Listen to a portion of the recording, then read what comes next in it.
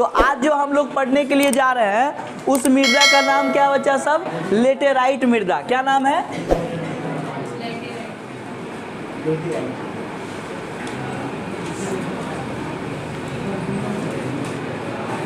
Laterite मृदा। देखो बच्चा सब थोड़ा सा समझो, अच्छा से लिखने के चक्कर में मत रहो, है ना। जब कहेंगे तो लिखिएगा आप लोग, है ना। ना हम भाग रहे हैं ना आप लोग भाग रहे हैं, ना हम भाग रहे हैं ना आप लोग भाग रहे हैं, पूरी दुनिया ही भाग रही है। अब यहाँ देखिए बच्चा सब, यहाँ देखिए लेटेराइट शब्द की उत्पत्ति ग्रीक भाषा, लेटेराइट शब्द की उत्पत्ति ग्रीक भाषा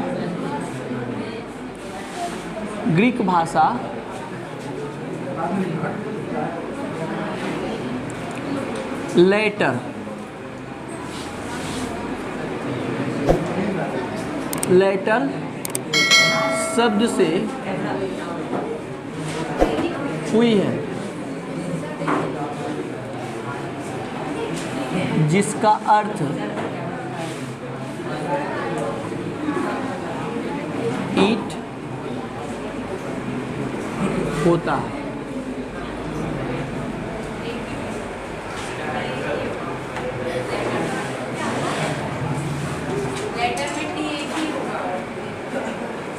रहने दो, ठीक है। ऐसे भी लेटर लिख सकते, कोई दिक्कत नहीं है, ठीक है।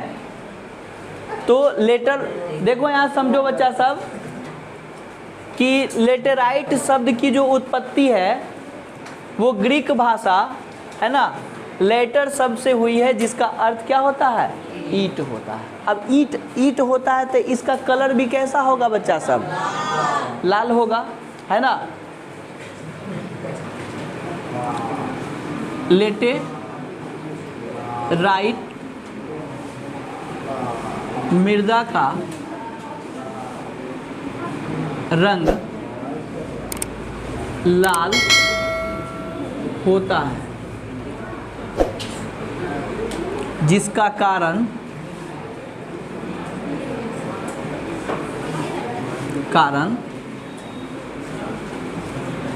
आयरन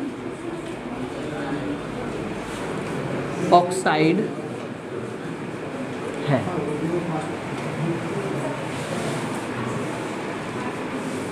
यह मृदा का निर्माण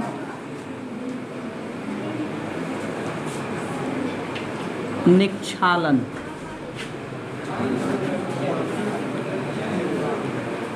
विधि से हुआ है। यह मृदा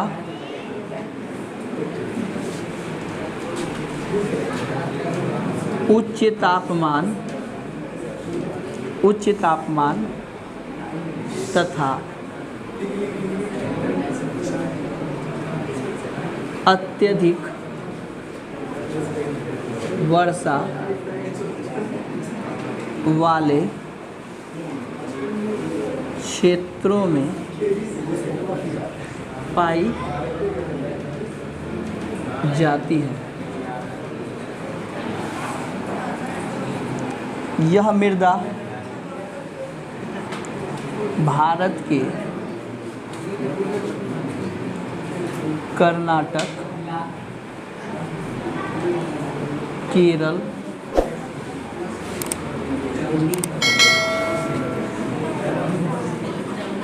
तमिलनाडु,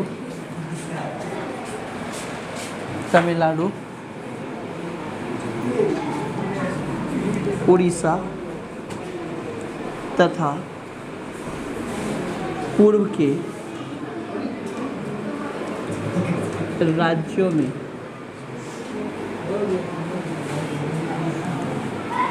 देखने को मिलती है।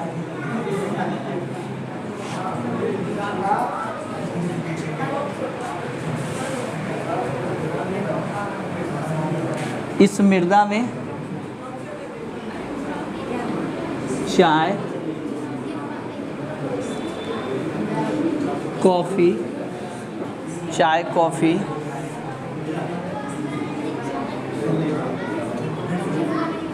चाय कॉफ़ी विभिन्न फसलों का उत्पादन होता है। ठीक है, अब देखो यहाँ सब लोग ध्यान दो। तो बच्चा सब हम लोग जिस मृदा के विषय में पढ़ रहे हैं उस मृदा का नाम क्या है? लेटेराइट मृदा। अब इसको तो इसकी जितनी भी इम्पोर्टेंट बिंदुएं हैं, ऐसे आप लोग का जो किताब में दिया हुआ है जो भी बिंदुएं दी गई है, कुछ विशेष मतलब कि इतना जो विशेष रूप से दिया गया हर एक मिट्टी के कण को जो है आप लोग को विस्तृत तरीके से बताया जा रहा है। ये आपको सिर्फ आपके बोर्ड एग्ज़ाम के लिए ही सुविधा नहीं है, ये आगे जा कर के अगर आप लोग तैयारी करते हैं बड़े बड़े एग्ज़ाम का तो उसमें भी जो है इससे संबंधित बहुत सारी प्रश्न को पूछा जाता है, तो उसमें आपको भी जा कर के मदद मिलेगा, है ना। तो अब थोड़ा सा हम लोग देख लेते हैं बच्चा सब मैप के माध्यम से कि भारत में लेटेराइट मृदा जो है बच्चा सब किन किन क्षेत्रों में होता है।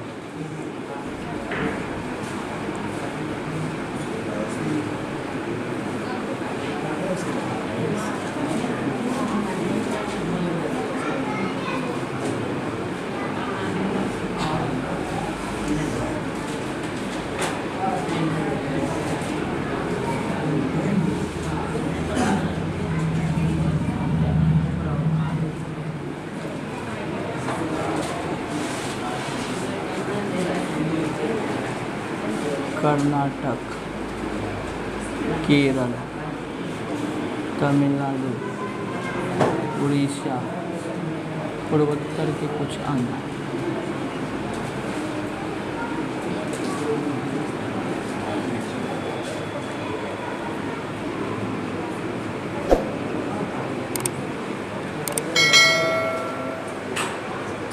इसको उतार दीजिए बच्चा सब।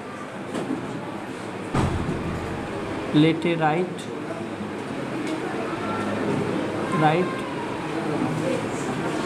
मृदा, है ना। थोड़ा सा ध्यान दीजिए सभी लोग।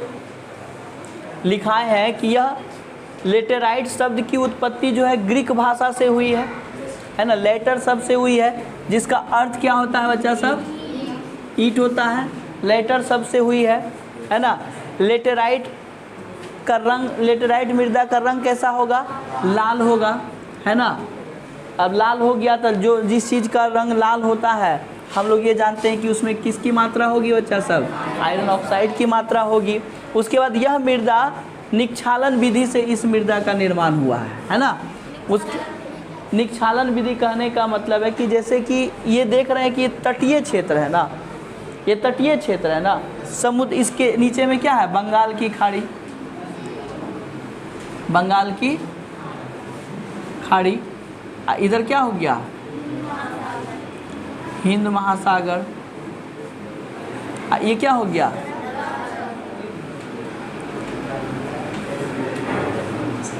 अरब सागर। देखो ये जो नदियों, इन नदियां है ना, समुद्र है, तो समुद्र का जो तट वाला ये सब, ये पूरा हिस्सा कौन सा है? ये पूरा ये सब देख रहे हैं बच्चा सर, इसको कहा जाता है, ये पठार है ना। इस क्षेत्र को क्या कहते हैं? दक्कन का पठार करते हैं। क्या कहते हैं? दक्कन का पठार करते हैं। पूरा दक्षिण भारत जो है वो किस पठारी परिस्थित है? दक्कन के पठार पर स्थित है। तो समुद्र, जो समुद्र का तट जो है, समुद्री जो क्षेत्र है वो क्या करता है? ये तटीय क्षेत्र से टकराता है ना। समुद्र का क्षेत्र किससे टकराया? तटीय क्षेत्र से टकराया। और तटीय क्षेत्र से टकरा करके और यहाँ पर दक्कन के पठारों से जो टकराने के बाद समुद्र टकराया किससे? दक्कन के पठार से। और दक्कन का पठार किससे टकराया? समुद्र के तटों से टकराने के बाद जिस मिट्टी का निर्माण हो जाता है बच्चा सब, उसी मिट्टी को लेटेराइट मिट्टी कहते हैं। और वह विधि को हम लोग क्या कहते हैं? निक्षालन विधि कहते हैं, है ना। उसके बाद लिखा है यह मृदा उच्च तापमान, है ना। तापमान क्या होगा? उच्च होगा। और वर्षा क्या होगा? अत्यधिक। उच्च तापमान कहने का मतलब है, आप लोग को ये भी पता है बच्चा सब कि ये भी पता है कि दक्षिण भारत जो है, दक्षिण भारत वो विषुवत रेखा के थोड़ा सा आसपास का हिस्सा है ना, विषुवत रेखा का आसपास का हिस्सा है। जैसे कि मान लीजिए थोड़ा सा आपको हम ये बताना चाहते हैं कि अपनी पृथ्वी है ना, अब विषुवत रेखा क्या करती है, पूरी पृथ्वी को बीचों बीच काट देती है। तो विषुवत रेखा के ऊपर में बच्चा सब एक ठो रेखा है जिसको हम लोग क्या कहते हैं, कर्क रेखा कहते हैं, कर्क रेखा कहते हैं। तो यही कर्क रेखा यहाँ भारत स्थित है ना। इसके विषुवत रेखा के नीचे में कौन सा है, मकर रेखा है। तो विषुवत रेखा कहने का मतलब क्या है, 0 डिग्री अक्षांश। ये हो गया क्या, 23.5 डिग्री उत्तरी अक्षांश नॉर्थ, है ना। अब यहाँ देखो तो भारत यहाँ है, अब भारत का ये दक्षिणी हिस्सा देखो, समझो अच्छा से, ये भारत का क्या है, दक्षिणी हिस्सा। अब भारत के बीचों बीच कौन सी रेखा बांटती है, कर्क रेखा बांटती है। तो ये क्या है, कौन सा रेखा है, विषुवत रेखा है ना। भारत को बीचों बीच कौन सी रेखा बांटती है, कर्क रेखा। अब भारत के नीचे कौन सा रेखा है, विषुवत रेखा, जो पूरे पृथ्वी को क्या करती है, 2 भागों में बांट देती है। तो विषुवत रेखा से दक्षिणी हिस्सा ज़्यादा नज़दीक होगा कि उत्तरी हिस्सा ज़्यादा नज़दीक होगा, दक्षिणी हिस्सा ज़्यादा नज़दीक होगा। तो दक्षिणी हिस्सा ज़्यादा नज़दीक है, इसका मतलब क्या, विषुवत रेखा का आसपास वाला हिस्सा बहुत गर्म होता है ना। तो दक्षिणी हिस्सा बच्चा सब क्या हुआ, गर्म हो गया। तो अब मान लो कि यहाँ उत्तर हो गया, यानी कि ये उत्तर वाला भाग विषुवत रेखा से क्या है, थोड़ा सा दूरी है। तो अगर विषुवत रेखा से जो ज़्यादा दूर रह पड़ेगा तो वहाँ का लोग क्या होगा, गोरा गोरा नज़र आएगा। बिहार तो अब पूरा साफा कहाँ है बच्चा सब, जम्मू कश्मीर का लोग पूरा एकदम गोरा गोरा नज़र आता है। इसलिए गोरा गोरा नज़र आता है कि ये विषुवत रेखा से क्या है, बहुत दूर है। अपना बिहार यूपी भी तनी जम्मू कश्मीर से कम में दूरी पर है। तो तनी सा सब चितकबरी फितकबरी सब रंग मिलता है देखने का, है ना, मिक्सर मिलता है, गोरे काले का भेद नहीं, सबका साथ मिलता है। लेकिन दक्षिण में जाएगा, दक्षिण तो विषुवत रेखा, ये दक्षिणी हिस्सा विषुवत रेखा का थोड़ा सा नज़दीक वाला हिस्सा है भारतीय क्षेत्र का। तो यहाँ का देखा होगा दक्षिण भारत का अधिक लोग क्या होता है बच्चा सब, करिया होता है, मतलब कि काला होता है। क्यों होता है, क्योंकि वहाँ गर्मी बच्चा सब बहुत ज़्यादा पड़ता है ना। तो गर्मी ज़्यादा दक्षिण भारत में, तो दक्षिण भारत में ज़्यादा गर्मी, यानी कि तापमान क्या उच्च, तापमान अधिक या क्या उच्च हो गया। तो तापमान अधिक तो तापमान जो क्षेत्र में अधिक होगा उस क्षेत्र में कैसी मृदा, तापमान अधिक है और क्या है बच्चा सब, वर्षा भी अधिक है। तो ये वर्षा जो है, जिस क्षेत्र में तापमान अधिक होगा और जिस क्षेत्र में बच्चा सब कम से कम 200 सेंटीमीटर वर्षा होगा, उस क्षेत्र में ये मृदा पाया जाएगा। कैसी मृदा, लेटेराइट मृदा। समझ में आया बात को। अब यहाँ थोड़ा सा समझो, यह मृदा भारत के कर्नाटक, तो कर्नाटक किस जगह पर है ना, इस जगह पर है कर्नाटक। केरल, ये तटीय क्षेत्र है बच्चा सब, तमिलनाडु, है ना, उड़ीसा तथा पूर्व विभिन्न राज्य तटीय क्षेत्रों में इस मिट्टी को देखने को मिलता, पूर्व में भी देखने। इस मृदा में बच्चा सब चाय कॉफ़ी है ना, एक नकदी फसल है बच्चा सब, जिसका उत्पादन, इसका उत्पादन बच्चा सब करके जो चाय, जैसे कि अपने बिहार में चाय पत्ती का होता है, खेती होता है, अपने बिहार में चाय पत्ती का खेती होता है, किशनगंज में, क्लियर है ना। किशनगंज अपने बिहार में ही ना, चूँकि किशनगंज में इसलिए होता है कि वो थोड़ा सा बंगाल से सटा हुआ है ना। तो बंगाल से सटा हुआ है, जिसके वजह से थोड़ा सा जलवायु उस तरह का मिल जाता है ना। तो इसलिए बंगाल के साथ साथ किशनगंज में भी थोड़ा सा हम लोग देखते हैं चाय पत्ती का खेती देखते हैं। और यहाँ थोड़ा ध्यान दो, चाय पत्ती की खेती करने के लिए बच्चा सब हम लोगों को भूमि कैसा चाहिए, ढाल नुमा चाहिए, ऐसे ढाल नुमा हम लोग को चाहिए। किसकी खेती करने के लिए, चाय पत्ती की, कॉफ़ी की। अब ऐसी यानी कि ढाल नुमा नहीं भी होगा तब पर भी उसको ऐसा खेत बनाना पड़े, ऐसे समतल क्षेत्र में नहीं होगा। किसकी खेती, चाय पत्ती की खेती। अब चाय पत्ती की खेती के लिए भूमि कैसा होना पड़ेगा, ऐसा होना पड़ेगा। इसलिए ऐसा होना पड़ेगा क्योंकि चाय पत्ती की खेती के लिए ज़्यादा जो है ना, ज़्यादा पानी की आवश्यकता नहीं है। कम मतलब कि ज़्यादा पानी की आवश्यकता नहीं है, ज़्यादा से ज़्यादा। अब ज़्यादा पानी का मतलब ऐसा नहीं कि उसके जड़ पे रुक जाए, ऐसे रहेगा तो जड़ पे रुक जाएगा ना, तो जड़ पे रुक जाएगा तो फसल बर्बाद हो जाएगा ना। ऐसे इसलिए रखा जाता है क्योंकि जितना पानी की आवश्यकता चाय पत्ती के, कॉफ़ी के पौधों को है वो ले लेगा और फिर वो ढालनुमा माध्यम से वो चला जाएगा। इस तरह से जो है चाय पत्ती की खेती जो है ऐसे क्षेत्रों में की जाती है। तो चाय पत्ती कॉफ़ी की खेती मुख्य रूप से किस मिट्टी में की जाती है? लेटेराइट मिट्टी में की जाती है। तो ठीक है, इसको उतारिए आप लोग। मरुस्थलीय मृदा के विषय में, किसके विषय में पढ़ेंगे? अरे मुँह बंद। अब हम लोग पढ़ने के लिए जा रहे हैं कौन सी मृदा? मरुस्थलीय। मरुस्थलीय। तो जो मृदा बच्चा सब मरु क्षेत्र में, मरु क्षेत्र का मतलब जहाँ रेगिस्तान, गुड बॉय, जहाँ मरा हुआ क्षेत्र, मरुस्थलीय क्षेत्र, ठीक है ना? गुड, गलत नहीं बोला, बिल्कुल सही बोला। मरुस्थलीय क्षेत्र, मरुस्थलीय मृदा न रे पगली सब, मरुस्थलीय मृदा। देखो बच्चा सब, जो मृदा के विषय में हम लोग पढ़ने के लिए जा रहे हैं उस मृदा को हम लोग क्या कहेंगे? मरुस्थलीय मृदा। कौन सी मृदा? यानी कि जो मृदा मरुस्थलीय क्षेत्र में, यानी कि मरुस्थल, मरुस्थल का मतलब जो बच्चा सब मरा हुआ स्थल हो, जो उपजाऊ न हो, वैसे स्थल को बच्चा सब हम लोग क्या कहते हैं? मरुस्थलीय। यानी कि बच्चा सब क्या लिखेंगे? यह मृदा बालुई क्षेत्रों में पाई जाती है, पाई जाती है। यह मृदा का रंग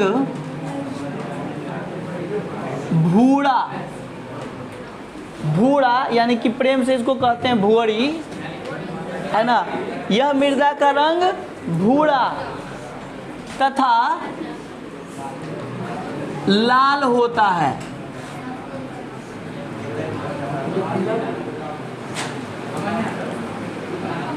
यह मृदा भारत के पश्चिमी हिस्से जैसे सौराष्ट्र, कच्छ,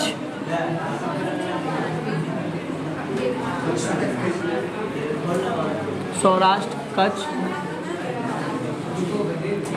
हरियाणा तथा पंजाब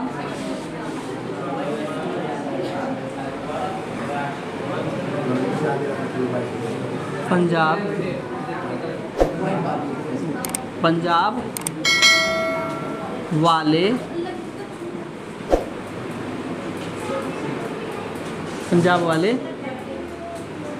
क्षेत्रों में पाई जाती है।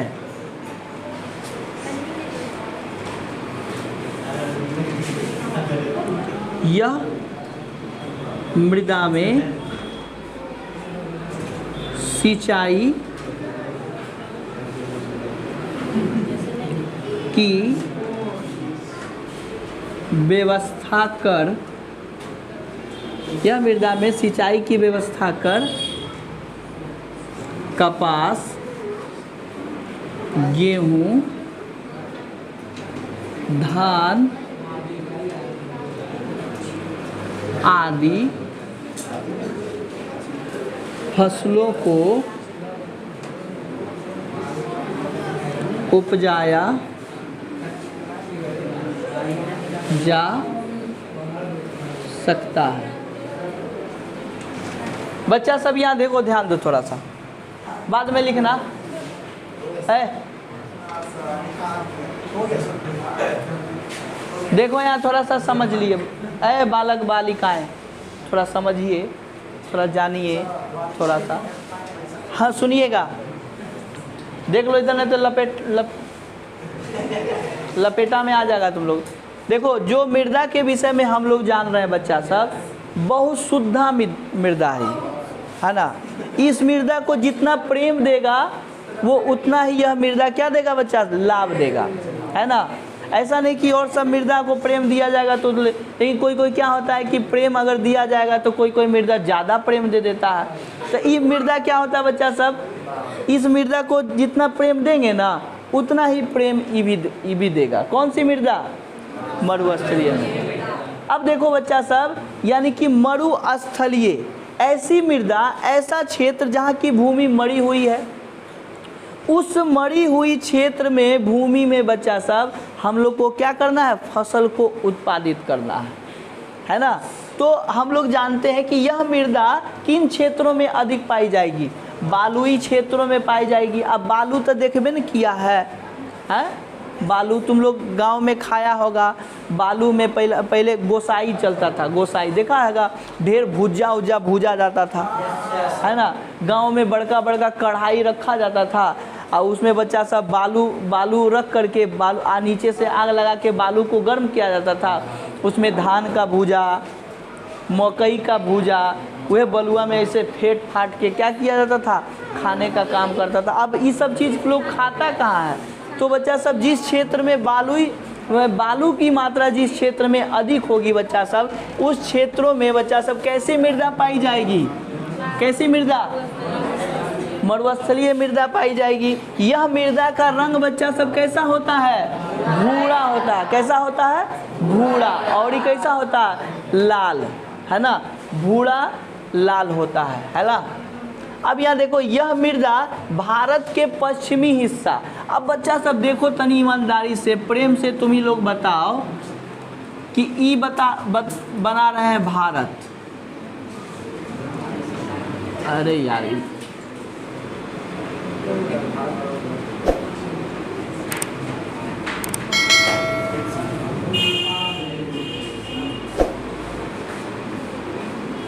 तनी हमरो से गड़बड़े बनता है, टेंशन नहीं लेना है। हर मैप में बच्चा सब अलग अलग भारत, मतलब अलग अलग डिजाइन का बना है ना। आदमी तो एक के बनाया है लेकिन अलग अलग डिजाइन से बना है। तो इसका मतलब तुम लोग समझ जाना, हम कोई शिल्पकार नहीं है जो बढ़िया से एकदम नक्शा बनाएंगे, है ना। कोनो में अच्छा ही बन जाता था। अब देखिए बच्चा सब, चूँकि हम लोग को जानना है कौन सा बच्चा सब, क्या लिखे, पश्चिमी हिस्सा। क्या लिखे, पश्चिमी हिस्सा। तो तुम ही लोग बताओ कि पश्चिमी हिस्सा ये क्या हो गया, उत्तर भारत। आई क्या हो गया बच्चा सब, दक्षिणी। आइए क्या हो गया, पूर्व। आई क्या हो गया, पश्चिमी, पश्चिम वाला हिस्सा। तो यह जो मृदा है बच्चा सब, मरुस्थलीय मृदा, कौन से क्षेत्र में हम लोग को देखने को मिलेगा, पश्चिमी हिस्सा में देखने को मिलेगा। तो पश्चिमी भारत का हिस्सा होगा, यानी क्या लिखा है, सौराष्ट्र। तो सौराष्ट्र बच्चा सब गुजरात वाले क्षेत्र में इधर, है ना। उसके बाद कच्छ भी इधरे है बच्चा सब। उसके बाद हरियाणा थोड़ा सा इधर हो गया, हरियाणा वाला भाग, ठीक है। उसके बाद जो पंजाब वाला हिस्सा में बच्चा सब। तो ये जो देख रहा है, ये सब जो क्षेत्र है बच्चा सब, रेगिस्तान, है ना, राजस्थान वाला जो हिस्सा है बच्चा सब, उस क्षेत्रों में भी जो है देखने को मिलता है। शायद राजस्थान छूट गया है, कोई बात नहीं, पंजाब वाले हिस्से में जो है देखने को हम लोग को मिलता है ना। तो ये मृदा मुख्य रूप से जो है पश्चिमी साइड में मिलता है ना, पाई जाती है। इस मृदा में सिंचाई की व्यवस्था कर, चूंकि बच्चा सब क्या है, यह मृदा बालू क्षेत्र है, बालुई क्षेत्रों में मिलेगा। तो बालू में देखा है, बालू में एक मग पानी फेर दिया, अब तनी सा खाली 10 सेकंड देखा तो पानिया कहाँ गया रे, हाँ, तुरंत सूख गया, पते नहीं चलता। यानी कि बालुई भूमि क्या होता है बच्चा सब, मीठे पानी का अत्यंत प्यासी भूमि होती है ना। तो उसमें जब तक सिंचाई की व्यवस्था, हम लोग सिंचाई करेंगे तब इस मिट्टी में हम लोग कौन सा खेती कर पाएंगे, कपास की खेती कर पाएंगे, गेहूं का खेती कर पाएंगे और धान की खेती। बिना सिंचाई की व्यवस्था किए बच्चा सब इस मिट्टी में इन फसलों का उत्पादन हम लोग नहीं कर सकते। तो इसको उतार लीजिए आप लोग अच्छा से। उसके बाद नेक्स्ट मिट्टी के विषय में पढ़ेंगे हम लोग। अब हम लोग जो नया मृदा के विषय में पढ़ने के लिए जा रहे हैं, उस मृदा का नाम है बच्चा सब पर्वतीय मृदा। क्या नाम है, पर्वतीय मृदा। अब यहाँ थोड़ा सा तुम लोग बच्चा सब यहाँ ध्यान देना, ये पर्वतीय मृदा है ना, पर्वतीय मृदा। तो यह मृदा कहाँ देखने को मिलेगी हम लोग को? पर्वतीय यानी पहाड़ी क्षेत्रों में देखने को मिलेगी। तो पहला पॉइंट क्या बनेगा? यह मृदा मुख्य रूप से पहाड़ी क्षेत्रों में देखने को मिलती है।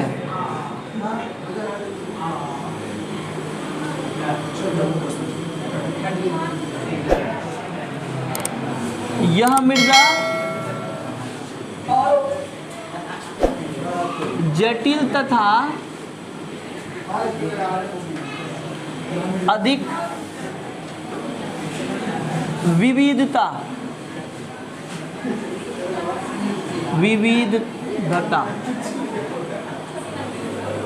अधिक विविधता वाली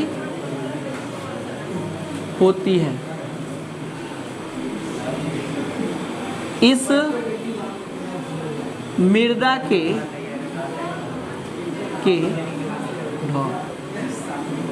ढलानों पर फलों की खेती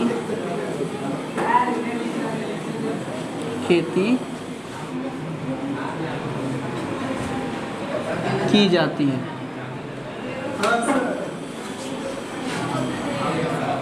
इस मृदा के ढाल वाले क्षेत्रों में जलोढ़ मृदा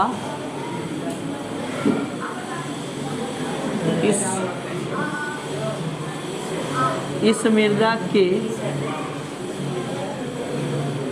ढाल वाले क्षेत्रों में जलोढ़ मृदा के अंश होते हैं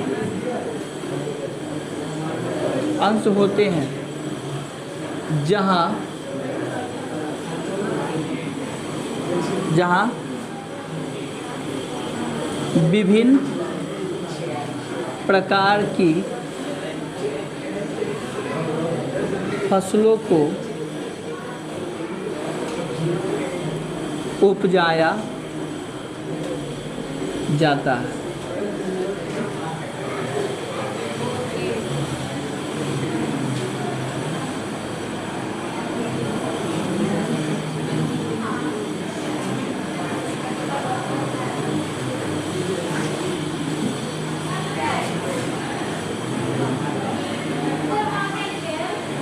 कहाँ?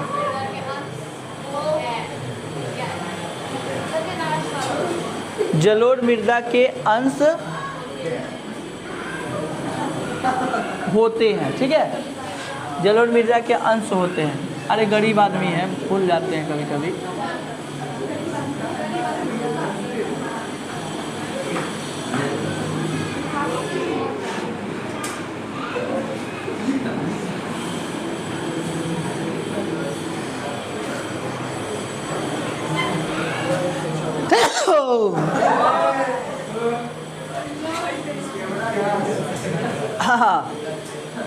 इंसान है, हमको भी छींक आता है।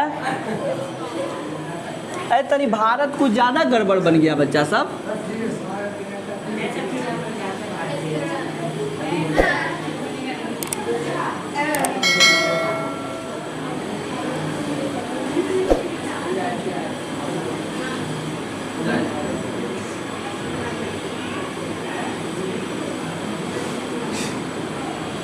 खाली समझना है, छोड़ो ना। देखो बच्चा सब थोड़ा सा समझो, ध्यान दो। ये बच्चा सब उत्तर भारत, दक्षिण भारत, पूर्व भारत, पश्चिम भारत। अब यहाँ थोड़ा सा आप लोग समझिएगा, थोड़ा खूबे बढ़िया से समझिएगा बच्चा सब। अपना जो भारत का जो उत्तरी जो हिस्सा है ना, इधर ही पहाड़ है। क्या है बच्चा सब? उत्तरी हिस्सा जो है बच्चा सब, इधर ही क्या है? पहाड़ है। पहाड़ है तो पहाड़िए क्षेत्रों में ना कौन सी मृदा हम लोग को देखने मिलेगी? हाँ, पर्वतीय मृदा। तो हो गया, इसको इस तरह से दिखा दो। हाँ,